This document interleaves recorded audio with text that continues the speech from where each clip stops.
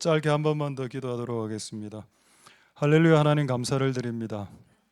하나님이 무더위 속에서 오늘도 이렇게 우리를 모으셔서 하나님께 찬송하고 예배케 하심을 감사드립니다. 오늘 우리는 이곳 하나님의 집으로 모였습니다.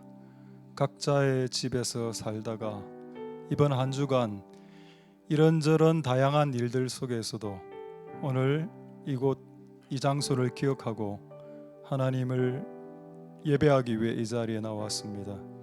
하나님, 우리의 예배를 받아주시옵소서. 오늘 우리에게 말씀하여 주실 때 들을 수 있도록 귀를 열어주시고,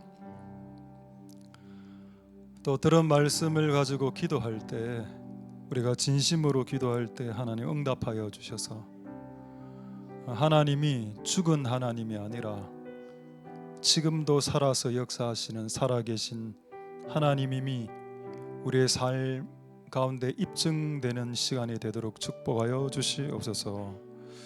살아계신 하나님의 말씀을 들어야 되겠습니다. 하나님, 그 말씀을 들을 수 있도록 열어주시옵소서. 우리의 마음의 밭을 갈고 기경하여 부드럽게 해 주시옵소서. 예배를 통해서 영광 받으실 하나님 찬양드립니다. 모든 영광 하나님 홀로 받으시옵소서. 감사드립니다. 예수님의 이름으로 기도드립니다. 아멘. 우리 좌우로 한번 샬롬 임마누엘 한번 인사하겠습니다. 샬롬 임마누엘. 예. 제목은 준비입니다. 준비. 영어로 하면은 뭐 get ready 정도 되겠습니까? 준비하라, 준비. 오늘 이 제목으로 하나님의 은혜가 있기를 소망드립니다. 먼저 지난 어제하고 아래 금토일 날 우리 그 중고대 청년합 수련회를 했는데 제가 헤아려 보니까 아이들하고 그 어른들까지 포함해서 한 27, 8명 온 것 같고, 안 온 친구들도 한 서너 명 되고, 그 좀 오래간만에 좀 아이들이 좀 모여서 먹었습니다. 그래서 여러분들이 지원해 주신 재정으로 어제 전 진짜 놀랐는데 목살 7kg, 대패삼겹 7kg, 14kg 먹고 통닭 10마리 튀겨 먹고, 제가 먹방이구나. 요즘 수련회는 일단 먹방이 돼야 되고, 그리고 예배 가운데 또 큰 은혜가 있었다는 이야기를 들었습니다. 할렐루야. 우리 다음 세대들이 일어날 수 있길 소망드립니다. 우리 교회 숫자가 작지만 숫자에 비해서 청년들의 비율이 높은 편입니다. 이 주변에 청년부가 없는 교회들이 많습니다.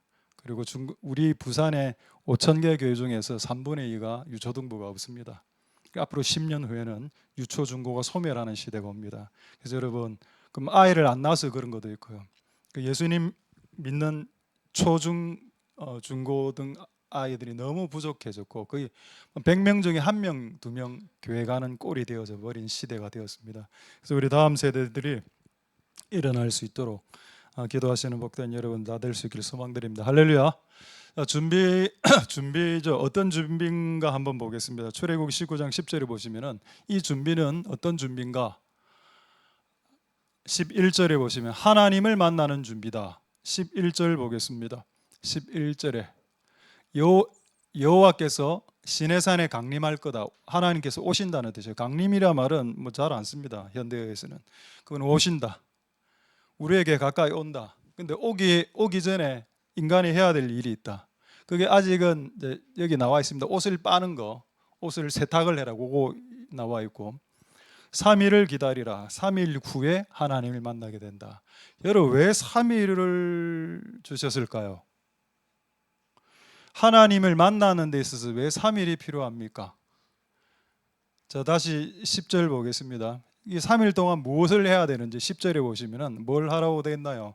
오늘과 내일 성결케 하고 그들로 옷을 빨고, 옷을 빠는 것은 이제 물리적인 행위인데 실제로는 성결, 내 죄를 씻는, 내 죄를 사하는, 회개하는, 네 삶을 고치는, 그게 전제되고 그 다음에 하나님인 네 인생을 찾아간다, 이런 내용입니다.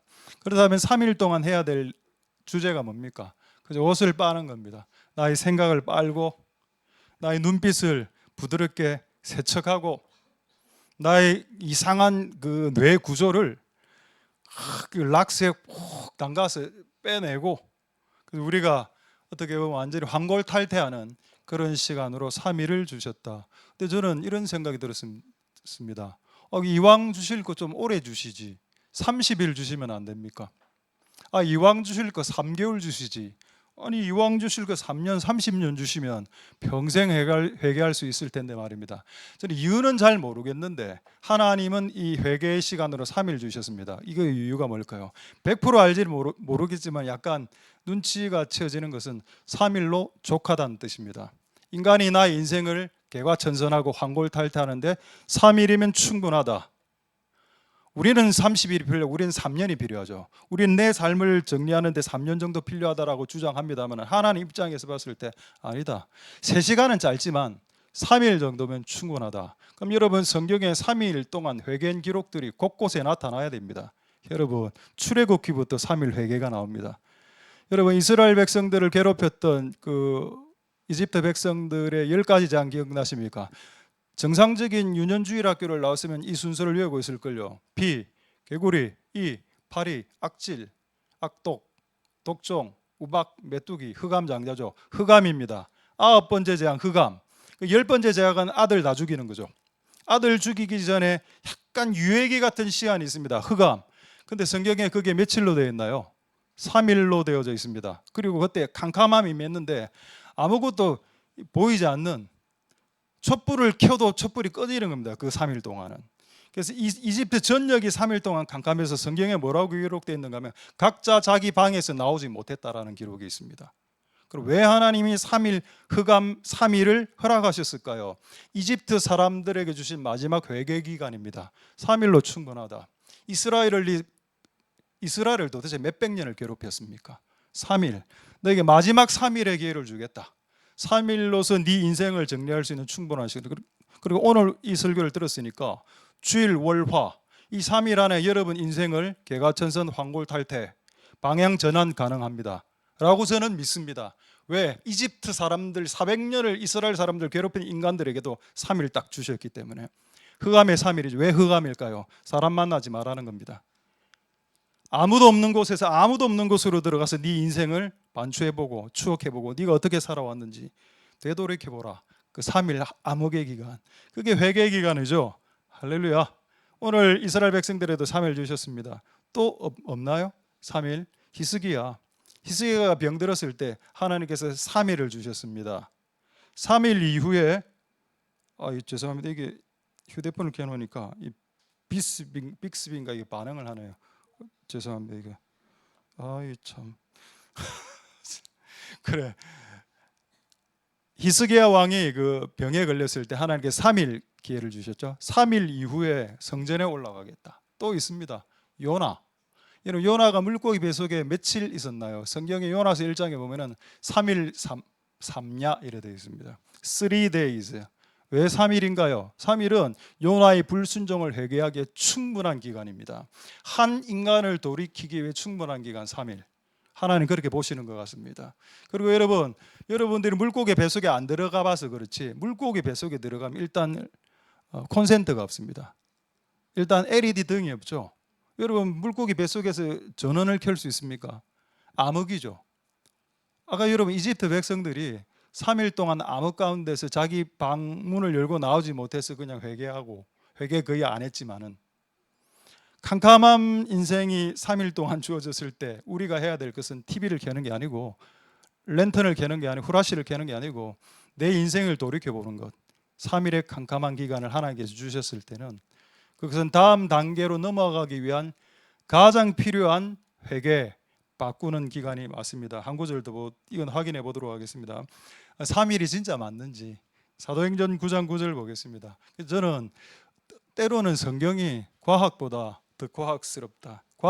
성경책이 사이언스는 아닙니다. 그렇지만은 과학보다 더 과학스럽다. 사도행전 9장 9절 한번 보겠습니다. 이게 누구의 기록인가요? 평생 예수님을 괴롭히고 예수님 믿는 교회와 성도를 잡아 죽인, 심지어는 스데반까지도 잡아 죽인 사울을 향한 기간 3일 딱 주셨습니다. 사흘 동안의 식음 전폐죠. 그리고 이 상태 왜 캄캄한 상태입니까? 지금 장님 상태 아닙니까? 그러니까 암흑으로 만들어버린 거죠. 주변에 사람도 아무도 없고 3일 동안 네 인생을 한번 되돌이켜봐라. 여러분 우리는 한번 무조건 이런 걸 경험해야 됩니다. 할렐루야. 내 인생의 암흑기 그리고 그때 나를 돌이켜보는 그 기회 그걸 가져야 그 다음에 하나님을 만날 수 있다는 겁니다. 그럼 뭔가 약간 이거 뭐 헷갈리는 것 같은데 분명히 예수님 믿으면 천국 간다 하지 않으셨습니까? 라고 여러분 생각하시겠죠. 근데 여러분 이 구절을 사람들이 의외로 많이 모르는 걸 제가 발견했습니다. 마가복음 1장 15절 한번 보겠습니다. 여러분 우리가 예수님 믿어 천국 가는 거 맞는데 그 전제 조건이 없습니까? 그냥 나 예수님 믿어야만 다 천국 갑니까? 마가복음 1장 15절 있습니까? 없습니까? 이거는 마태복음 같네요.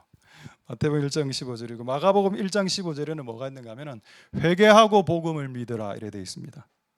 우리는 예수님을 믿는 데 특화되어 있죠. 그 앞에 전제 조건을 싹 뺍니다. 그냥 예배만 하면 되죠. 뭐 기도만 하면 되죠. 뭐 지금 여러분들이 알고 있는 상식이 성경적 상식 이때까지 경험적 상식이 잘못됐다는 걸 지금 제가 말씀드리는 겁니다. 회개하고 예수를 믿으라. 회개하지 않은 상태에서 예수를 믿으니 그 상태로 천국 가면 천국은 지옥이 된다. 회개하지 않은 자들이 천국 올라갈 기회를 박탈하는 것이 하나님의 사랑이다. 왜냐하면 천국을 보존해야 되니까요. 여러분 만약에 지금 우리가 이 상태로 천국으로 다 올라간다가 칩시다. 그럼 천국은 거의 그냥 지옥이 됩니다. 그렇죠? 우리가 이 땅에서 철저하게 바뀌고 연단되고 다루심 받고 꺾이고 깎이고 뽑히고 갈리고 이렇게 하고 천국 올라가야 천국이 천국 되지 않겠습니까? 그 시작이 3일입니다. 이제 이 3일의 기간 동안에 우리의 삶을 한번 되돌이켜보고 그리고 하나님을 만날 수 있는 복된 여러분들 다 될 수 있길 소망드립니다. 회개하라. 회개하고 복음을 믿으라. 이게 기독교의 순서입니다. 주 예수를 믿으라가 아니라 그 앞에 회개하고 복음을 받아들이라. 그 은혜가 여러분들에게 있게 되기를 소망드립니다. 자, 오늘 제목이 뭐였죠? 준비죠. 그럼 옷을 빠는 준비를 해야 된다고 했습니다. 그렇다면 이런 생각이 들더군요. 하나님은 준비 안 하시나? 왜 인간 보고만 준비하라 하시나? 하나님은 준비를 안 해도 되나? 결론을 말씀드리겠습니다. 하나님은 이미 준비를 다 하셨습니다. 인간을 만나기 위한 모든 준비를 100%, 1000% 완료해 놓으셨습니다. 우리가 문제지. 하나님 측면에서는 언제 어디서나가 뭐죠? Anywhere, anytime. 언제 어디서나 네가 하늘에 있든지 땅에 있든지 굴에 있든지 심해에 있든지 간에 산에 있든지 들에 있든지 이마트에 있든지 맥도날드에 있든지 차를 운전하고 있든지 현장에서 작업을 하고 있든지 모든 장소에서 하나님이 여러분들을 만날 준비는 이미 끝났습니다. 할렐루야. 우리의 준비가 필요하죠. 하나님의 준비가 끝났다는 걸 제가 재미있는 사진으로 보여드리겠습니다. 첫 번째 사진, 그 불타는 사진.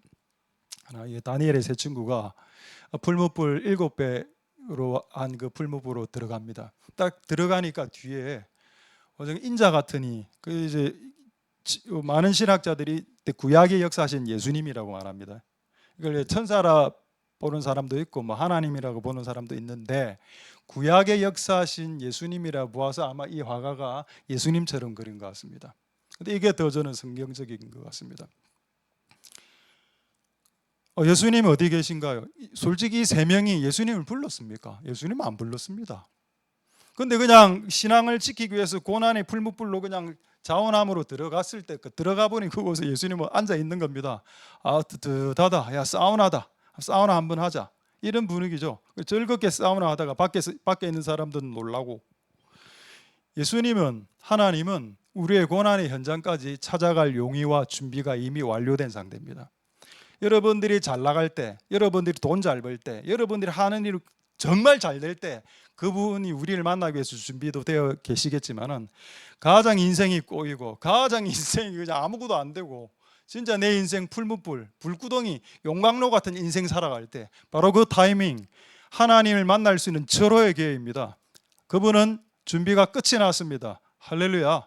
우리는 뭘 해야 된다고요? 3일 동안 옷 빨면 됩니다. 옷을 빠는 거. 어렵지 않죠?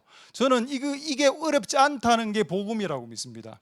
이걸 어렵게 해놨으면 어떻게 할까요?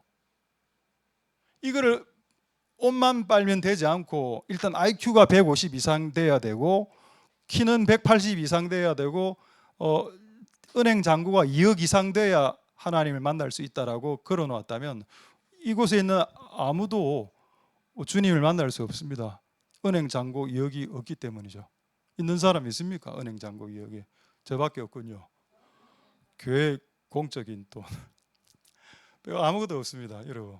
그렇죠. 근데 하나님 그거 싹 다 뺐습니다. 그리고 오로지 하나, 옷을 빨아라, 세탁하라. 네 생각을 세탁하고 네 눈빛을 세탁하고 이글 불타는 그 광분의 눈빛을 좀 억제시키고 하나님에 대한 원망과 내 인생을 이해하지 못할 것으로 인해서 머리가 복잡하고 아프고 고통스럽고 하나님에 대한 원망과 타인에 대한 질투와 왜 저 집사는 저렇게 잘 되지, 돈을 잘 벌지, 왜 우리 자식은 이렇게 공부를 못하지, 이 머리를 돌리면서 이 모든 것을 씻어야 되는 그런 시기가 왔다. 할렐루야. 이런 3일 씻으시고 주님을 만나시는 복된 여러분들 다 될 수 있게 되기를 소망드립니다. 할렐루야. 자, 그러면 이제 퀴즈를 하나 내죠. 맞추시도 상품은 없습니다. 그러다면 여러분, 우리가 세탁기에 우리의 옷을, 더러운 옷을 집어넣죠. 그럼 일단 뭐가 있어야 됩니까? 물이 있어야 되죠. 물이 많으면 많을수록 더 잘 세탁되죠. 저는 물을 성령이라고 봅니다. 그럼 거기에 물만 들어갑니까? 아니죠. 세제가 들어가지 않나요? 세제 요즘 보니까 비트, 옛날에는 우리 때는 비트인데 요즘 뭡니까? 락스, 과탄소다 뭐 이런 거 락스 말고요. 죄송합니다. 락스는 전부 다 희게 만드는 거고 그 과탄소다 뭐 이런 거 집어넣죠. 그리고 그게 끝입니까? 여러분 집에 있는 세탁기에 어떤 동작이 들어가 있습니까? 그 빨래를 휘휘 돌리면서 빨래가 여러분이라고 생각해 보십시오. 그 엄청난 소용돌이 속에서 머리 띵하게 만들고 퉁퉁 치죠. 드럼 세탁기 퉁퉁퉁. 그래야 때가 빠집니다. 퀴즈 드리겠습니다. 그렇다면 우리가 사용해야 될 세제가 뭡니까? 우리의 죄를 씻기 위해 우리의 30년, 40년, 50년, 70년 우리의 잘못 살아온 내 인생을 씻고 싶은데 나 이 잘못된 습성을 세척할 수 있는 세제가 있기나 합니까? 그게 비트나 락스로 과탄소다, 과탄수소다로 되겠습니까? 과탄산소다로 되겠습니까? 더 강력한 게 필요하죠. 그게 있습니다. 그게 뭘까요? 계시록 7장 14절에 있습니다. 한번 보겠습니다. 그래서 하나님께서 우리에게 물과 세제를 주셨다. 그래서 이 3일 동안 여러분의 삶을 빨 수 있고 세척할 수 있다. 여러분의 묵은 행실들을 씻어낼 수 있다. 자, 중간점 보겠습니다. 이는 큰 환란에서 나오는 무리들이 있는데 이 사람들이 어린 양의 피에 그 옷을 씻었다. 그래, 희게 되었다. 할렐루야. 저 오늘 흰 옷 입고 오신 분들을 찬양드립니다. 1명, 2명, 3명, 4명, 5, 6, 한 10명 정도 되네요. 검은색 입고 오신 분들 너무 긴장하지 않으셔도 됩니다. 다른 색깔, 다른 잡색깔 상관없습니다. 어쨌든 흰색이라 흰색으로 바뀌었죠. 근데 뭐가? 피가 와야, 피로 세척이 돼야 우리의 죄를 씻을 수 있습니다. 할렐루야. 그 세제값이 얼마일까요? 비싸죠. 근데 우리에게 공짜로 주셨습니다. 왜냐하면 이 세제를 돈으로 살 수 없기 때문에 그냥 거저 주신 것, 그게 은혜입니다. 할렐루야. 은혜는 뭐죠? 선물이란 뜻입니다. 이 세제를 원래 비싼데 이 세제가 한 20조 정도 됩니다. 예수님의 피니까. 근데 여러분이 20조 살 수, 아니 1억이라도 우리는 살 수 없죠. 1억이 없는데. 그리고 1억도 없는 사람들에게 거저 주시는 것이 복음이죠. 할렐루야. 씻기만 하면 되는 겁니다. 우리가 해야 될 것은 좋은 세제를 주세요라고 주장하면 안 됩니다. 그걸 이미 2000년 전에 주셨습니다. 그리고 수많은 신앙의 선비들이 그것으로 자신의 삶을, 인생을 씻어내었습니다. 그 세제는 문제가 없고요. 세제의 양도 지금 충만하고 세제의 효과와 가성비도 탁월합니다. 세제를 더 달라, 다른 세제를 달라고 구할 필요도 없다. 그냥 내 옷을 엮고 빨면 되는 겁니다. 할렐루야. 그래서 오늘 여러분의 인생을 한번 털고 그렇게 세척하는 기회가 될 수 있길 소망드립니다. 그런데 여기에 단서가 하나 주어져 있는데 그게 뭐냐? 출애굽기 19장 14절에 옷을 빨긴 빨아야 되는데 조건이 하나 있다. 그 조건이 14절에 나옵니다. 참 재미있는 조건이죠. 출애굽기 19장 14절 어떤 조건일까요? 모세가 산에서 내려 백성에게 이르되 이르러 백성으로 성결케 하니 그들이 자기 옷을 빨더라. 조건이 뭡니까? 네 옷은 네가 빤다. 너그 남편의 죄를 네가 대신 속할 수 없다. 인류의 모든 죄는 예수님만 속합니다. 예수님만 바꿔줄 수 있죠. 네 죄는 네가 씻는다. 네 옷을 네가 빨아야 되네. 셀프란 겁니다. 셀프. 회개는 셀프입니다. 내가 이거를 성경 요한 1서에는 뭐라고 고백되어 있는가 하면 자백이라고 나와 있습니다. 스스로 내 혀로 직고한다. 자백한다. 그럼 여러분 성경에 나온 자백들 중에서 가장 멋진 자백이 뭐가 있을까요? 여러분 사도 바울이 예수님을 만나고 난 후에 어떤 고백을 하는가 하면 하나님 저는 죄인 중에 괴수입니다. 제가 옛날에 괴수란 걸 괴수 용가리 이런 것만 생각하고 저는 괴수 중에 동물입니다. 짐승입니다. 이래 생각했는데 성경에 보니까 그래 안 돼 있고 죄인 중에 괴수란 말은 죄인 중에 1등이란 뜻입니다. 죄인 중에 탑, 짱, 죄인 짱. 나는 왕죄인이란 뜻이죠. 누가 그걸 이야기했다고요? 사도 바울이. 할렐루야. 우리의 그런 자각들이 살아나게 되는 것, 그게 하나님의 은혜입니다. 사도 바울은 자기가 자기 입으로 고백했습니다. 나는 죄인들 중에 1등이다. 이렇게 이야기를 하니 우리는 몸둘 바를 모르겠습니다. 뭐 솔직히 사도 바울이 뭐 교회를 핍박한 게 조금 있긴 있지만은 우리는 끊임없이 지금도 주님을 원망하고 핍박하는 판국에 그래서 오히려 우리가 더 죄인 중에 괴수죠. 여러분 우리 스스로를 돌아보고 우리 스스로를 스스로 셀프로 돌아볼 수 있는 은혜가 있기를 소망드립니다. 학개서에는 이 말씀을 이렇게 표현하고 있습니다. 각각 자기의 소위를 살펴보라. 소위, 네가 한 행위, 이때가 평생을 살면서 했던 행동들을 스스로 관찰하고 조사해보라라고 되어 있습니다. 학개서에. 왜 네 인생 가운데 복이 임하지 않았는지라고 이야기하면서 우리의 삶을 되돌이켜 보아야 된다라고 말하고 있습니다. 할렐루야. 자, 두 번째 퀴즈 여러분들 말씀드리죠. 예수님께서 인류에게 최초로 공적으로 제일 우선적으로 했던 메시지가 뭡니까? 회개하라입니다. 회개하라 천국이 가까워 왔느니라. 예수님조차도 주 예수를 믿으라는 말을 제일 먼저 하지 않았다는 사실에 대해서 어떻게 생각하십니까?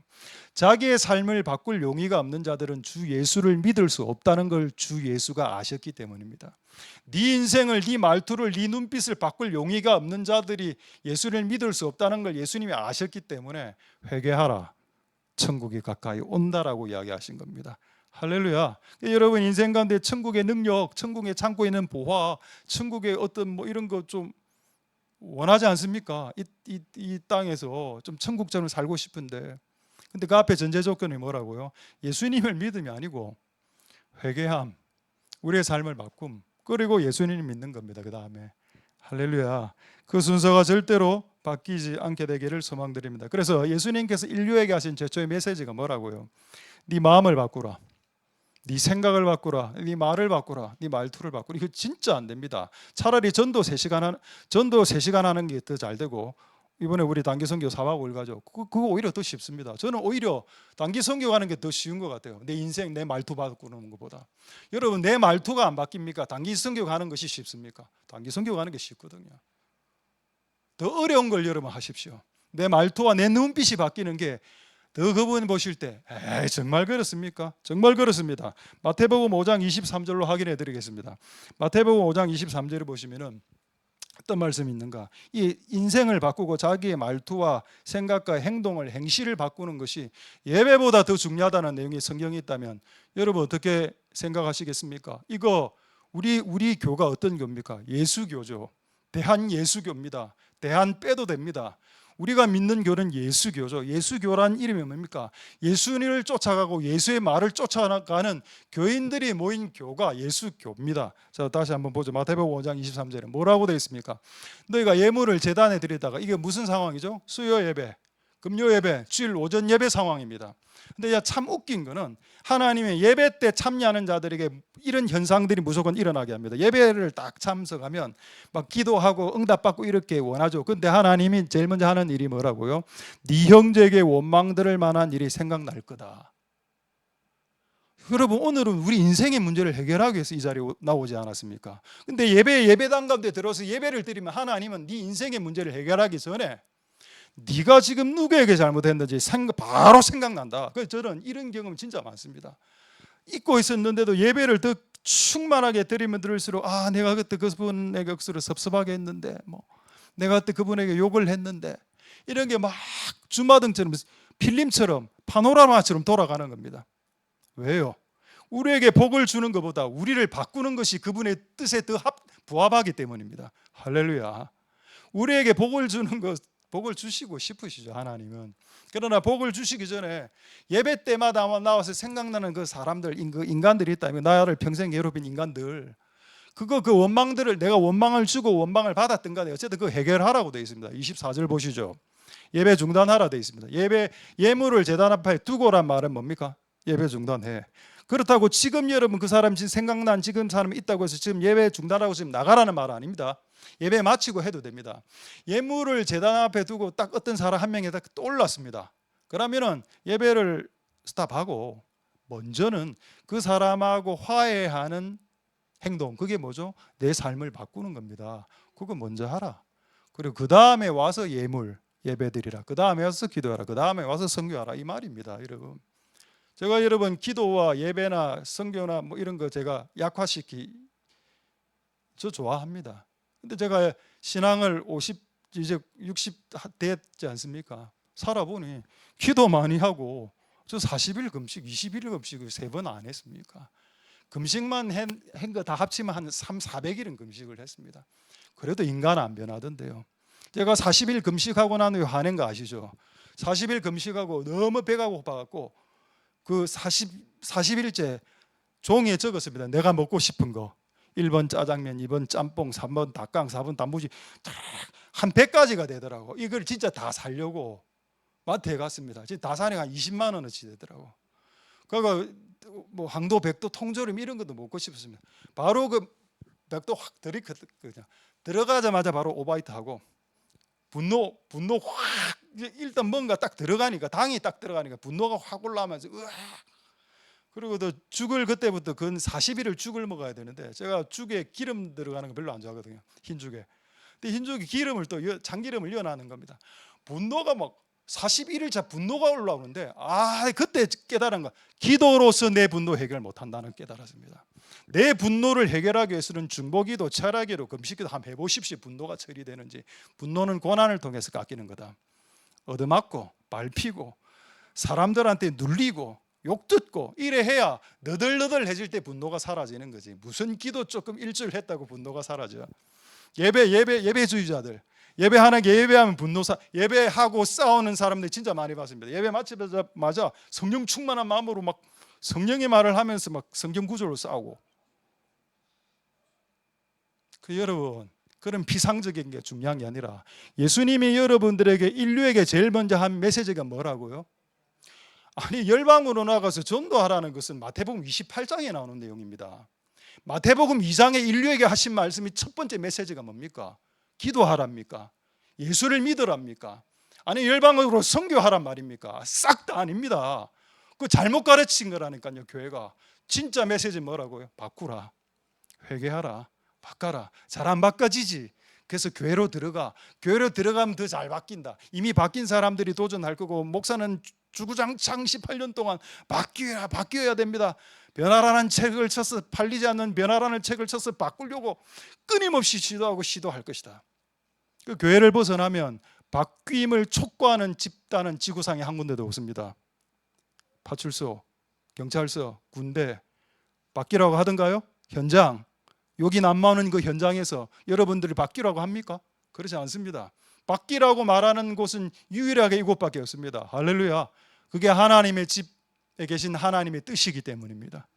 할렐루야. 그래서 성도들은 서로 바뀌게 하기 위해서 촉구하고 자극시키고 바뀌어야 되지 않겠습니까? 청유형으로 묻기도 하고 우리 한번 바뀝시다 이렇게 뭐 명령하기도 하고 이렇게 하는 곳이 되겠죠. 할렐루야. 이번 주에 그 참 재밌는 그 사자성어를 그 하나 들었는데 인면수심, 뭐 중학교 수준의 사자성어입니다. 인면은 뭡니까? 사람의 얼굴은 사람의 얼굴, 수심, 여기서 수는 짐승 숫자입니다. 맹수 할 때 그 숫자가 짐승 숫자인데 짐승의 마음. 그러니까 얼굴은 사람 비슷반반한 신앙인인데 안에 있는 거는 그 준마귀 비슷하이, 짐승 비슷한. 제가 인면수심, 이번 주 이 단어가 왜 우연히 들리게 됐지? 하늘 혹시 성경에 인면수심이라는 내용이 성경에 있습니까? 찾아보니까 진짜 서너 구절이 나오더군요. 한 구절 소개하겠습니다. 마태복음 7장 15절 보겠습니다. 마태복음 7장 15절에 보시면은 이것도 예수님의 말씀이죠. 자, 양의 옷을 입고 너희에게 나오니 속에는 노락질하는 이리는 옛날 말인데 요즘 말로 바꾸면은 늑대입니다. 겉으로 볼 때는 양처럼 부들부들해. 근데 속에는 늑대라. 여러분 좀 덥습니까? 좀 더운 것 같은데요. 에어컨 조금 세게 좀 켜주셔도 되겠습니다. 아니면 안 하셔도 되고요.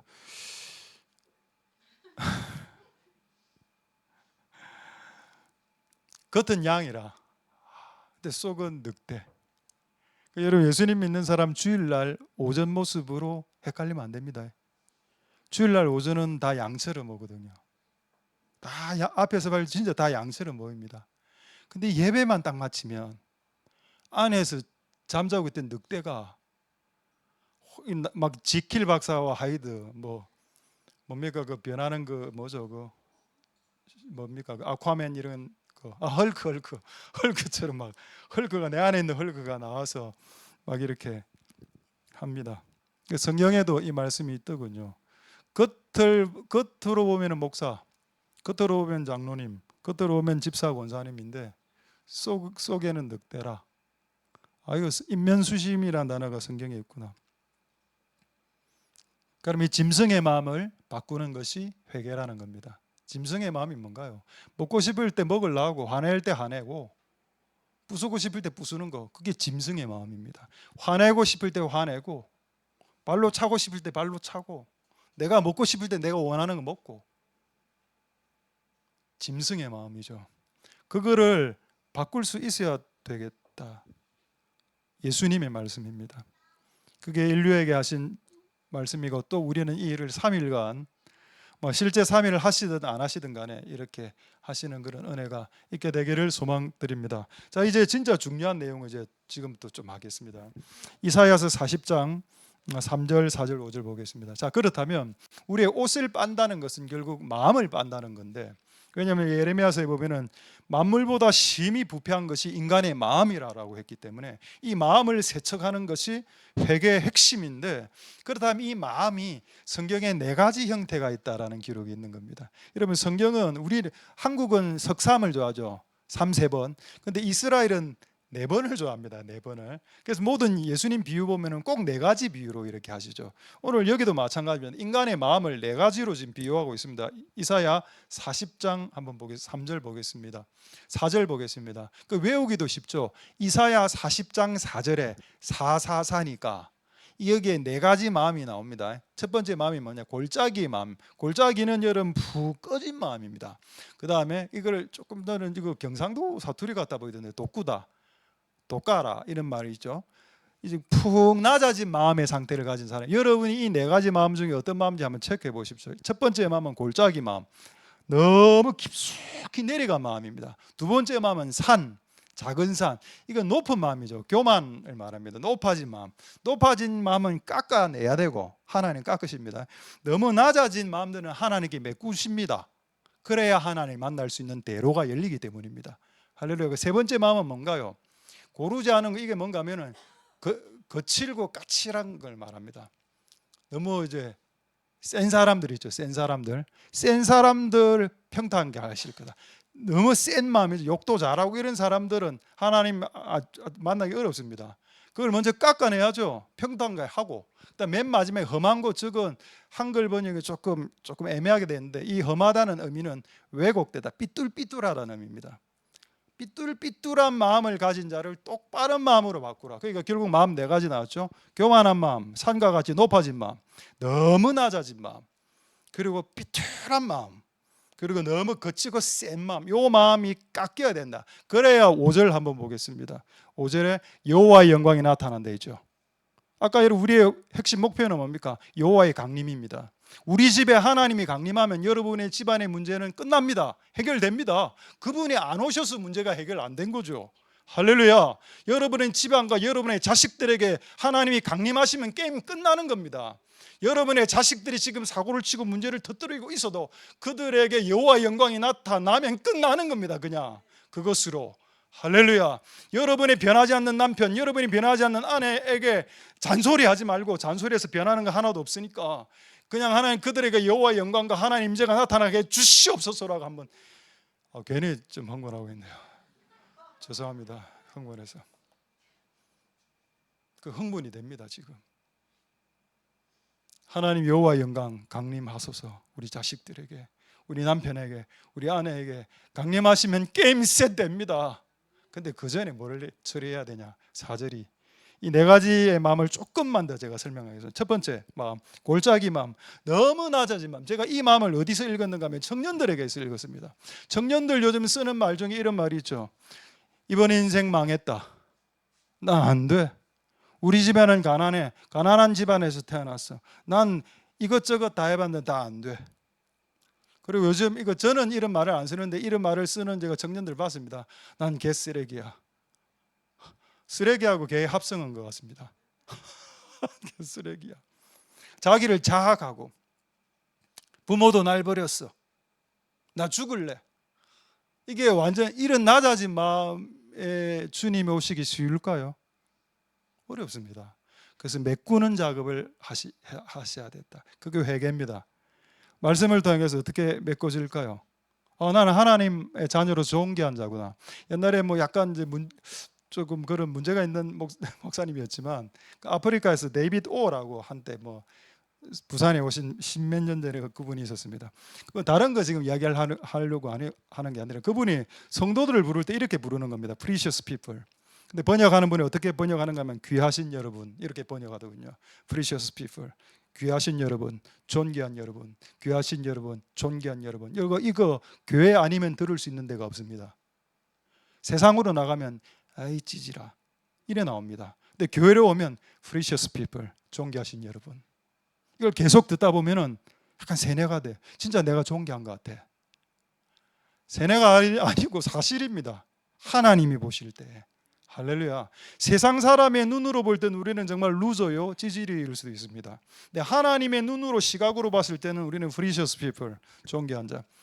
그 돋아주는 골짜기 같은 마음 돋아주는 우리 이전에 그 청년 하나 지금 외대 다니다가 이제 충청도 친구인데 충청도가 올라갔는데 그 친구 참 너무 참 대견해서 경찰 시험치가 떨어졌는데 내가 제 끼던 시계를 카시오 시계를 걔에게 선물하면서 그 친구가 그 당시에 청년들이 뭐라고 이야기했는가 하면은 꽤 오래된 사건입니다. 한 7, 8년 전의 사건인데 얘가 매우 긍정적인 애라. 그래서 항상 이래 이야기하는 거야. 안 될 것 같은 애도 너 돼. 너 될 거야. 너 돼. 그 당시 그 말이 좀 유행했었습니다. 너 돼. 그러니까 너무 낮아진 마음은 주님을 만나게 내가 만날 수 있을까? 내가 뭐 3일 회개한다고 주님 만나 주실까? 주님 바쁘대. 이래 나오는 겁니다. 너무 낮아지다 보니까 주님 바쁘셔서 내 같은 사람 안 만나줄 거야. 근데 그 친구가 뭐라 이야기했는가 청년들에게 너 돼. 근데 자기는 안 됐거든요. 자기는 안 됐는데 시험에 떨어졌는데도 끊임없이 너는 돼, 너는 될 거야 라고 이야기하더군요. 할렐루야. 낮아진 마음은 돋아져야 됩니다. 그래야 여호와의 대로에서 그분을 만날 수 있습니다. 여호와의 영광. 하나님에 대한 원망이 사라져야 그분을 만날 수 있다는 뜻이 되겠죠. 두 번째, 높아진 마음은 깎여야 됩니다. 깎아버립니다. 높은 사람들의 특징이 뭡니까? 제가요, 제 생각에는요, 제가 해보니까 저는 이렇게 생각합니다, 목사님. 저는 이렇게 생각합니다. 저는 그렇게 대화를 하면 아예 저는 이야기를 안 합니다. 예, 그렇게 하십시오. 저는 그렇게, 예, 그렇게 하십시오. 속으로는 니는 그렇게 생각해라. 막 올라오더라고요, 밑에서. 니는 그렇게 생각해라. 제가 해보니까요, 이게 맞습니다. 네가 해보니까 그게 맞겠지. 네보다 훨씬 더 월등한 사람이 그 일을 훨씬 더 쉽게 처리할 수 있는 방법이 얼마나 많은데 제가 해보니 이겁니다. 그 여러분 진짜 어리석은 행동이죠. 좀 뭐 그렇게 살면 안 됩니다. 그런 것은 깎아내야 됩니다. 그 다음에 거친 말투, 이거 우리 경상도 사람 우리들이 좀 회개해야 될 부분이죠.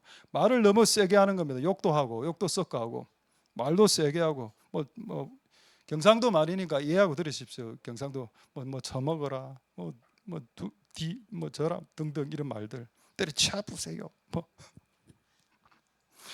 니 나가라 뭐 하와이 해서 이런 말도 안 되는 소리를 막 해대는 겁니다. 그런 모든 거친 거 그거 모세죠. 모세가 40살에 사람 죽이고 80살에 할아버지 대접임 받을 때 40년 동안 완전 그의 분노를 박살내는 딱 40년 걸렸습니다. 80살이 돼서 이제 분노가 거의 소멸된 단계. 그래서 성경에 그 할아버지 80대 할아버지 보고 뭐라 했습니까? 온유함이 지구상에서 1등이라는 성경 구절이 성경에 있습니다. 할렐루야. 그러니까 이런 80대기 전에 사람들은 분노를 처리하지 못했다라고 보는 게 저는 맞습니다. 제가 60 다 되고 70 다 계시지만은 아이 분노 처리하기가 80이 돼야 처리가 되는가 이런 생각도 들었습니다. 그만큼 인간이 고집스럽고 나약하고 연약하다는 거죠. 근데 마지막 마음, 삐뚤어진 마음, 이건 진짜 제 할 말 많습니다. 삐뚤어진 마음은 이건 말하기가 무서워서 말을 안 하게 됩니다. 제 경험으로 18년 경험으로 이야기하는 겁니다. 어떤 분이 이렇게 이야기했어요. 집사님, 그렇게 하시면 안 될 것 같습니다. 이래 하니까 그쪽에서 뭐라고 이야기 나왔는가 하면, 목사님, 저를 미워하시죠? 상관관계가 없는데 그렇게 반응하신 또 이런 분, 약간 이제 각색해서 하는 겁니다. 지금 조금 부드럽게. 좀 많이 물어 이래 했습니다. 먹을까? 목사님, 저를 돼지로 생각하세요? 말을 못해. 그 다음부터는 이거는 무슨 말을 해도 왜곡해서 듣는구나. 이게 삐뚤어진 마음이죠. 그런 상태로 주님을 만날 수가 없습니다. 실제로 우리의 너무 낮아진 마음과 우리의 너무 높아진 교만한 마음도 주님을 못 만나게 만들고, 너무 거친 영이 있죠. 거친 말투에 거친. 이번에 우리 이제 8월 말에 일본에 가는데, 제가 한 몇 년 전에 후쿠오카에 갔을 때, 후쿠오카에 무슨 뭐 사 먹으러 이렇게 갔는데, 마침 그때 동네 야쿠자들이 거기 막 와 있었습니다. 그 제가 야쿠자 그때 뭐 전도하려고 약간 제 우메보시 그 매실이죠. 매실을 막 먹고 있더라고. 매실 장아찌를. 그래서 내가 가서 고래 다베 이래서 먹으면서 우리 얘가 말투가 어떤 난다요. 아래와네. 너 왜 그렇게 이야기하는지 모르겠습니다. 왜? 근데 뭘 느꼈는가 하면 그 말투에서 느끼는 그 영이 있죠. 거칠구나. 그냥 고래와 난 데스까 이러면 되잖아. 고래와 난 데스까. 왜 그렇게 합니까? 왜 그렇게? 영이 너무 거치니까 그게 말로 표현으로 이래 나오는 거죠. 표정으로, 얼굴로, 눈빛으로. 그거 여러분 바뀌어야 우리 구주를 만날 수 있습니다. 그분은 이미 준비 완료됐습니다. 특별세제, 지구상에서 모든 오염과 얼룩을 완벽 박멸시키는 락스보다 한 1000배나 강한 강력한 거 이미 세제 만들어 놓으셨고, 충분한 양으로 인류 75억의 세탁을 감당할 수 있는 양을 비축해 놓고 계신, 세제는 전혀 문제 없는, 다만 우리의 옷과 우리의 행실을 우리의 마음을 그분에 맡겨서 씻어내는 그런 시간이 필요하다. 할렐루야. 자, 하나만 말씀하고 말씀 마치도록 하겠습니다. 호세아서 10장 12절 보도록 하겠습니다. 이제 다 돼갑니다. 이제 호세아 10장 12절에 호세아 10장 12절 보겠습니다. 호세아서. 자, 거기에 보면은 너의 묵은 땅을 기경하라라는 말이 나오죠. 근데 묵은 땅은 우리의 마음밭을 말합니다. 성경에 여러분 나오는 밭 있죠. 일반적으로 다 우리의 마음의 밭을 말합니다. 이 우리의 마음밭을 기경하라. 기경하라고 하면, 기경이라 말은 경작하라는 말이죠. 자, 보겠습니다. 자, 너의 묵은 땅, 묵은이라 말은 딱딱해진 땅과 같은 마음을 갈아엎으라, 이 말입니다. 이게 뭐죠? 이게 구약의 회개하라라는 표현입니다. 네 마음을 세척하라. 그리하면 뭐가 됩니까? 여호와가 온다. 아까 여러분 강림에서 강을 빼면 림 나오죠. 그 림을 두음법칙으로 여면 임이 됩니다. 여호와께서 임하사, 여호와께서 강림하사, 똑같은 말이죠. 여호와가 온다 말입니다. 여러분, 우리의 인생 가운데 그분이 오시면 인생의 문제는 해결됩니다. 인생의 문제는 게임이 셋됩니다. 그분이 안 와서 내 인생의 문제가 해결 안 된 겁니다.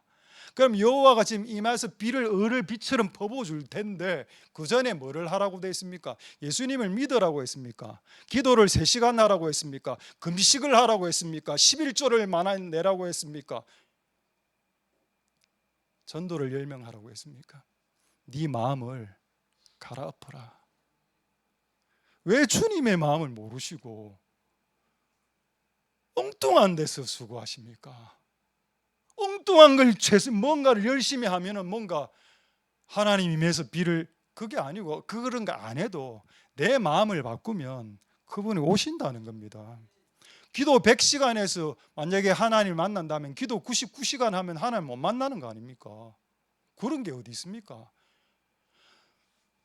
아프리카, 아시아, 중국, 유럽 전 세계를 돌면서 방방곡곡 복음을 전하지 않으면 주님을 못 만납니까? 아니죠. 네 마음을 바꿀 때 주님을 만나는 겁니다. 그리고 주님을 만난 자들이 열방으로 나아가는 겁니다. 그게 맞는 하나님의 말씀이요 진리입니다. 순서를 제발 바꾸지 마십시오. 마태복음 28장 가서 열방으로 제자 삼아, 그 마태복음 28장이고 마태복음 2장에 회개하라고 먼저 있습니다.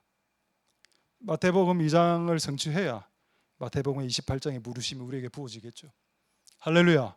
묵은 땅을 기경하기 위해서 그 쇠사랑이 필요하죠. 그래서 옛날에 만드는 게 있어서 제가 한번 가지고 와봤습니다. 한번 교보제 보여드리려고. 이거 몇 년 전에 썼던 건데, 쇠사랑 아프겠죠? 여러분의 마음밭을 이렇게 막 끌고 대고, 제가 그다음에 조금 더 여러분 마음밭에 심각하게 박힌 그런 마음의 상처, 이런 거는 곡괭이로 이렇게 팡 찍어내야 됩니다. 얼마나 고통스러울까요? 이거 만드는 게 더 고통스러웠습니다. 어제 페인트실 다시 하고 어젯밤에 말리고 이래 한다, 락카치를 한다고.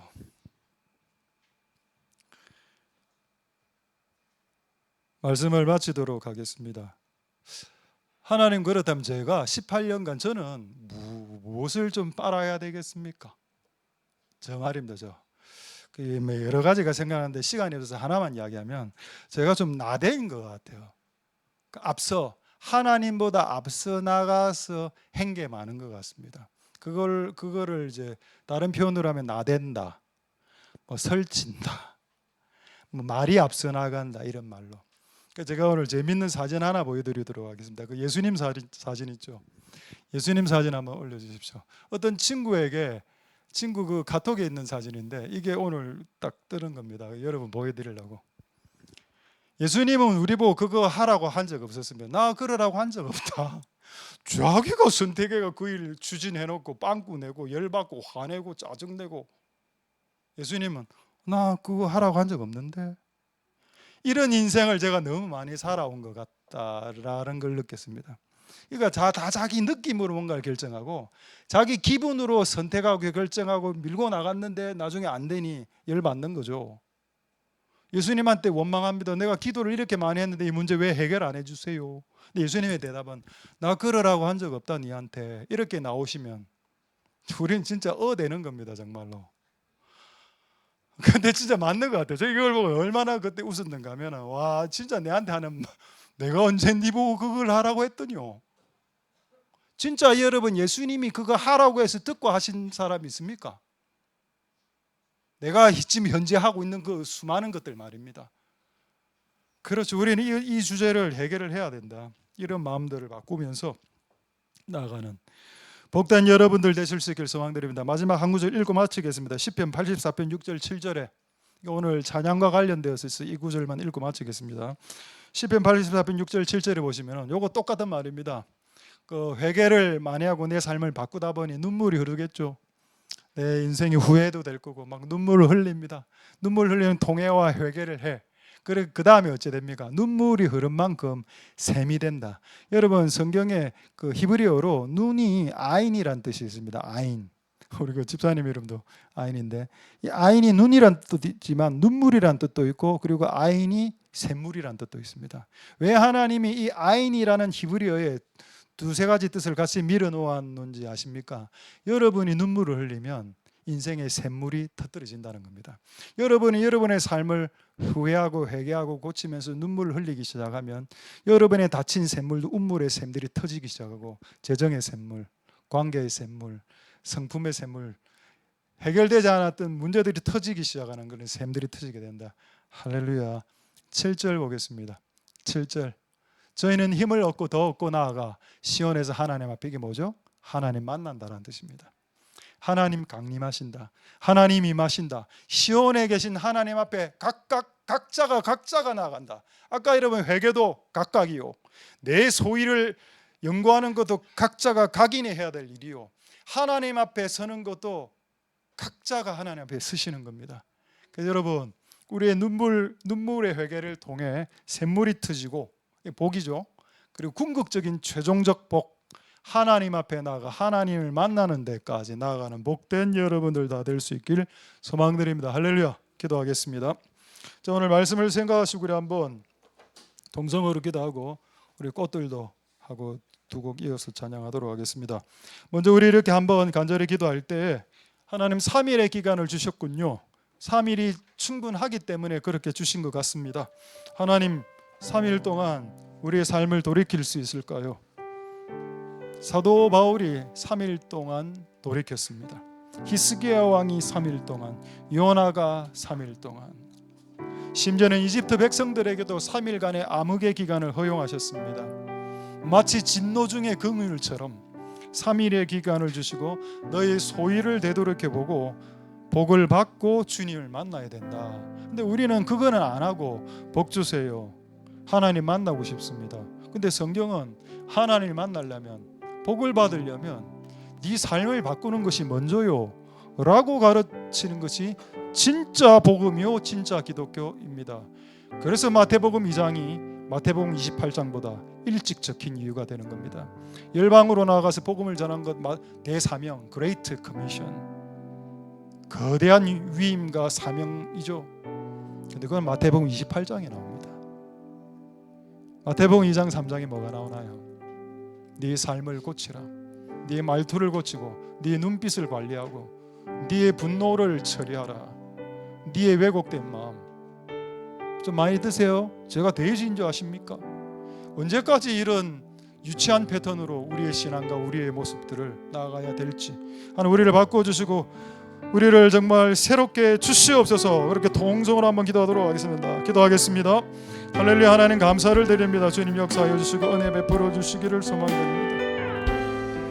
하나님 역사하여 주시고 긍휼을 베풀어 주시기를 소망드립니다. 우리의 마음을 바꿔 주시옵소서. 주님이 임하시면 되겠습니다. 역사하여 주시고 기름 부어 주시기를 소망드립니다. 하나님 도와주시고 역사하여 주시옵소서. 하나님 우리를 새롭게 하여 주시고, 우리를 새롭게 하여 주시고, 우리를 긍휼히 여겨 주시기를 소망드립니다.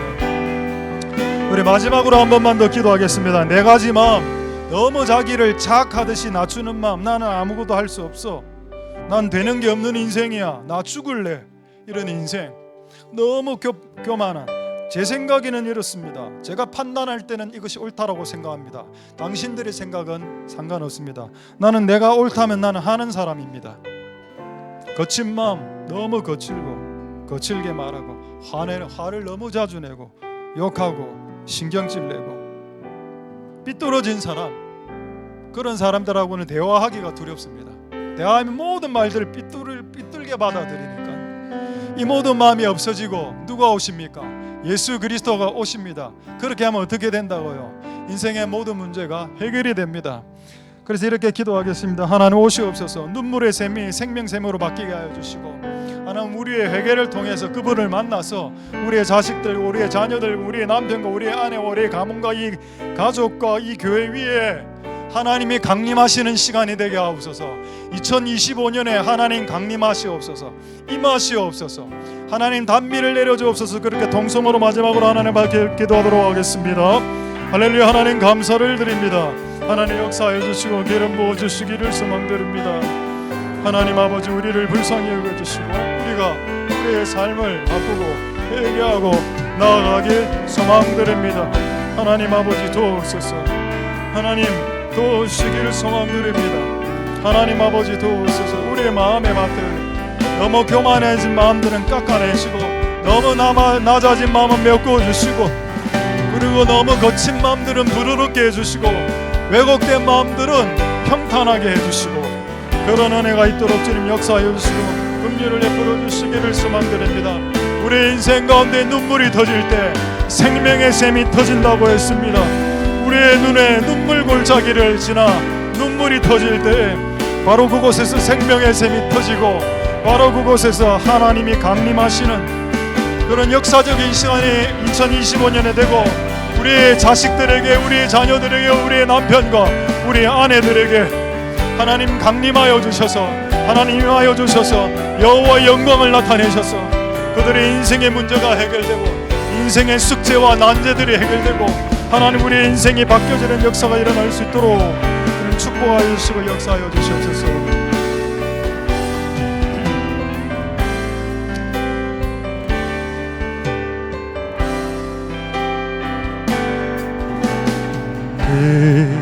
이곳에 생명샘 솟아나 눈물 골짝 지나갈 때에 먼잖아 열매 맺히고 웃음소리 넘쳐나리라. 그날에 하늘이 열리고 그날에 하늘이 열리고 모든 이가 보게 되리라. 마침내 꽃들이 피고 영광의 주가 오시리라. 꽃들도 구름도 바람도 넓은 바다도 찬양하라 찬양하라 예수를. 하늘을 울리며 노래해 나의 영혼아 은혜주 은혜주 은혜. 우리 처음부터 다시 한번 더 찬양하겠습니다. 이곳에 생명샘 이곳에 생명샘 솟아나 눈물 골짝 지나갈 때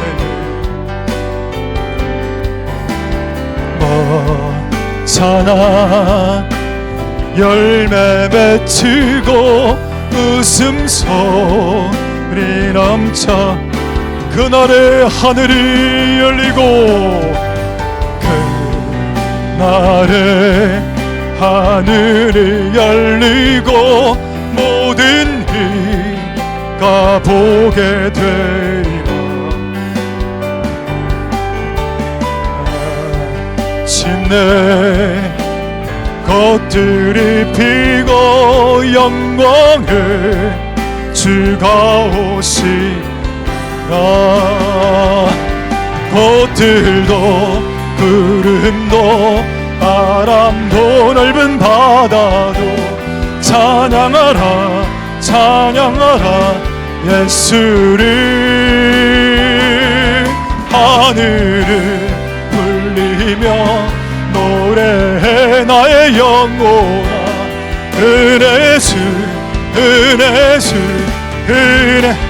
꽃들도 구름도 꽃들도 구름도 바람도 넓은 바다도 찬양하라 찬양하라 예수를.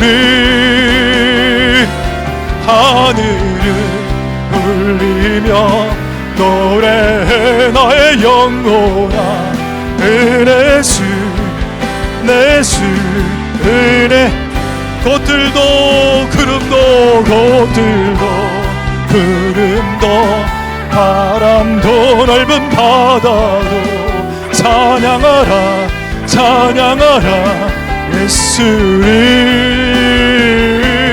하늘을 울리며 노래해 나의 영혼아 은혜수.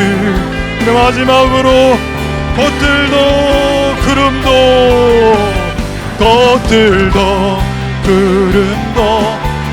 바람도 넓은 바다도 찬양하라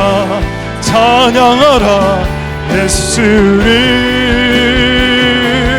하늘을 울리며 노래해 나의 영혼아 은혜주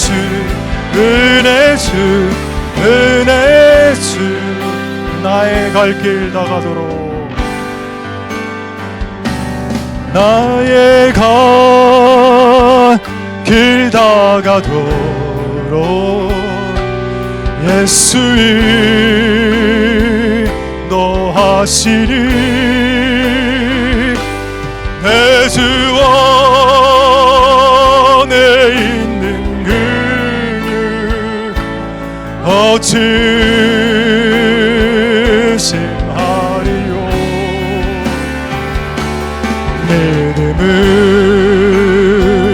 믿음으로 사는 자는 하늘 위로 받겠네. 무슨 일을 만나든지 만사형통하리라. 무슨 일을 만나든지 만사형통하. 우리 1절만 다시 한 번 더 찬양하겠습니다. 나의 갈 길 다가도록 나의 갈 길 다가도록 예수의 인도하시니. 내 주 안에 있는 그는 어찌심하리요.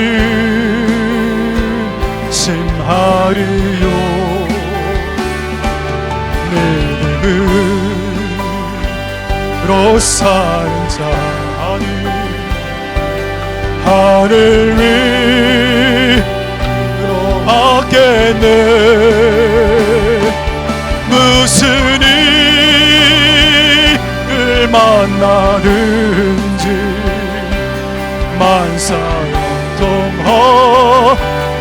만사형통하리라. 무슨 일을 만나든지 만사형통하. 무슨 일을 만나든지 무슨 일을 만나든지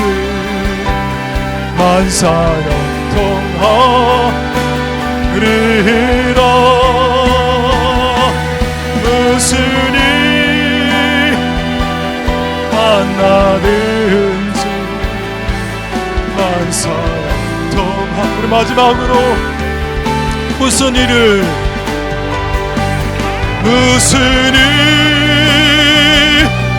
만나든지 만사형통하리라. 무슨 일을 만나든지 만사형통하리라.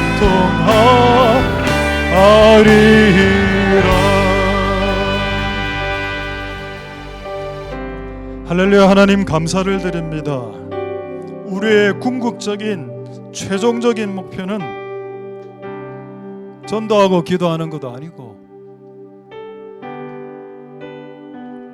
무언가를 열심히 최선을 다해서 하는 것도 아니고 그분을 만나기 위해 나의 삶을 바꿀 용의가 되어 있는가. 그것이 우리 구주 예수 그리스도께서 이 땅에 처음 내려오셨을 때 제일 먼저 한 메시지인데 그건 다 날려버리고 엉뚱한 것만 잡으려고 엉뚱한 것만 열심히 하려고 하는 그런 어리석음에서 벗어나게 도와주시옵소서. 그래서 우리의 최종적인 목표는 그분의 강림을 맛보는 것입니다. 그분의 나의 현장 가운데 강림하시고, 그분이 나의 가족 가운데 임하시고, 나의 자녀들 가운데, 내 인생 가운데 그분이 찾아오시고, 그분이 오시고 강림하시고 임하시는 것, 그것을 위해서 3일 기간을 주셨으니 우리의 옷을 빨고 우리의 마음을 세척하고 우리의 말투를 세탁하는 그런 은혜가 있을 수 있도록 축복하여 주옵소서. 인면수심이란 말이 있습니다.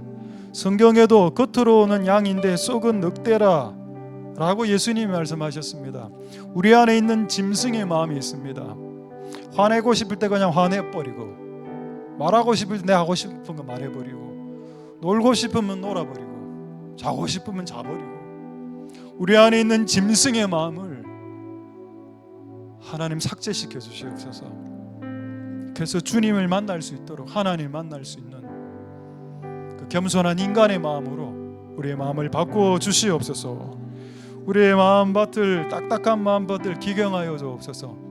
쇠사랑이란 말씀으로, 곡괭이란 말씀으로 오늘 파고 긁었습니다. 어떤 사람은 파였을 거고 어떤 사람은 긁혀졌을 겁니다.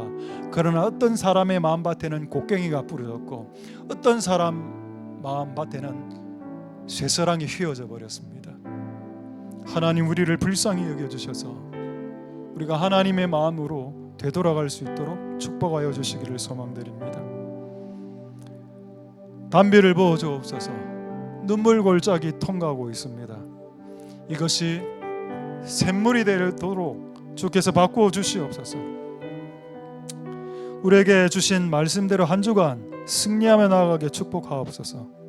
모든 영광 하나님 홀로 받으시옵소서. 감사를 드립니다. 예수님 이름으로 기도드립니다. 아멘. 여호와는 내게 복을 주시고 너를 지키시기를 원하며, 여호와는 그 얼굴로 내게 비치사 은혜 베푸시기를 원하며, 여호와는 그 얼굴을 내게로 향하여서 평강 주시기를 원하노라. 주 예수 그리스도의 은혜와 하나님의 사랑과 성령의 교통하심 너희 무리와 함께 있을지어다. 아멘.